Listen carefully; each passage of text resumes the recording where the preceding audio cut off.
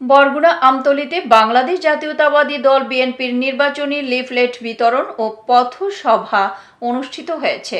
বরগুনার আমতলী উপজেলা প্রতিনিধি মোহাম্মদ ইমরান ইসলামের পাঠানো তথ্য ও ভিডিও চিত্রে বিস্তারিত। বরগুনার আমতলীতে গতকাল বিকেল 4:30 সময় বাংলাদেশ জাতীয়তাবাদী বিএনপির ভারপ্রাপ্ত চেয়ারম্যান তারেক রহমানের নির্দেশে 31 দফা বাস্তবায়নের লিফলেট বিতরণ ও পথসভা অনুষ্ঠিত হয়েছে।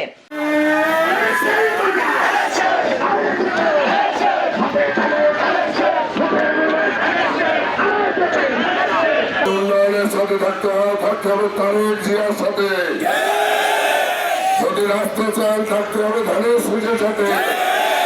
যদি আপনাদের এলাকায় আমি অনেক এলাকা ঘুরেছি, ব্রিজ নাই, কালভার্ট নাই, যদি এগুলি পাকা করতে চান থাকতে হবে তারেক রহমানের সাথে। স্কুল কলেজ করতে হলে থাকতে হবে তারেক রহমানের সাথে। আজকে আমতলী পূর্ণার্পণে এবং ধানের শেষ উপলক্ষে এতক্ষণ আপনারা আমতলীর প্রধান সড়ক ধানের শীষের মুহুর্মুহ মিছিল আপনারা প্রকম্পিত করেছেন এবং আজকের এই বিশাল সমাবেশে নজরুল ভাইয়ের খেলা আপনি তারেক জিয়ার খেলা আপনি নজরুল ভাইয়ের খেলা আপনি সলাল ভাইয়ের খেলা আপনি নজরুল ভাইয়ের খেলা আপনি। আমতলী উপজেলা বিএনপির সাবেক সভাপতি মোহাম্মদ জালাল উদ্দিন ফকিরের নেতৃত্বে প্রায় 10,000-এর অধিক মানুষ পথসভার মিছিলে অংশ নেন।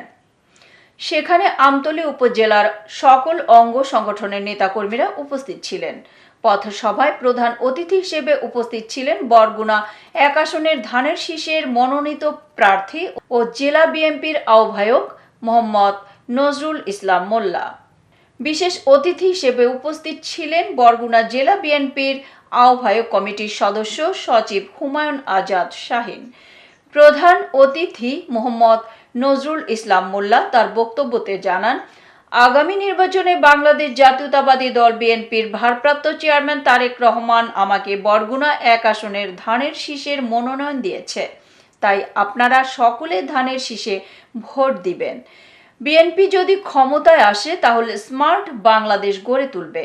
আমাকে যদি ধানের শীষে ভোট দিয়ে জয়যুক্ত করতে পারেন তাহলে বরগুনা জেলার ভিতরে আমতলী, তালতলী, বরগুনা সদরের সকল এলাকা উন্নত করে তুলব ইনশাল্লাহ। গত 17 বছর অনেক কিছু থেকে আপনারা বঞ্চিত হয়েছেন, তাই আপনারাই পারেন ধানের শীষে ভোট দিয়ে সুন্দর সুষ্ঠু সমাজ ও দেশ গড়তে।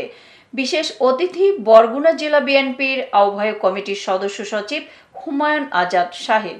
তিনি জানান, আগামী নির্বাচনে আপনারা যদি ধানের শীষে ভোট দেন এবং বিএনপির যদি ক্ষমতায় আসতে পারে, আমরা আশা করি বরগুনা জেলার আমতলী, তালতলী এবং বরগুনা সদরের ভিতরের সন্ত্রাসী, খুন ও মাদকমুক্ত থাকবে ইনশাল্লাহ।